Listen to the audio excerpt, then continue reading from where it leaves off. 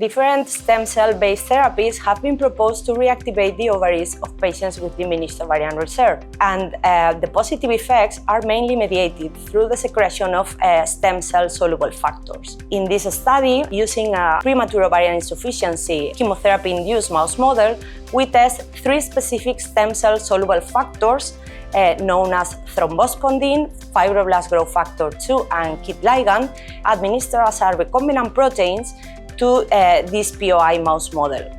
Factors were tested at 2 different concentrations, a low and a high dose, of this combination of factors. We give the animals 2 intraovarian injections during a month, and after that we assess the effects on the ovarian reserve and oocyte quality of this injection. We found that the high dose of this combination of recombinant proteins provide an increase or an improved metaphase 2 yield after ovarian stimulation, but also increase the oocyte quality. Specifically, we observed that the highest dose of the growth factors allow to a proper spindle assembly compared with the chemotherapy-treated animals, and increase the chromosomal alignment, providing or creating embryos with a better potential to grow during the first phases of development. This is a preclinical study, but it's the first step to develop less invasive and more effective techniques to reactivate the ovaries.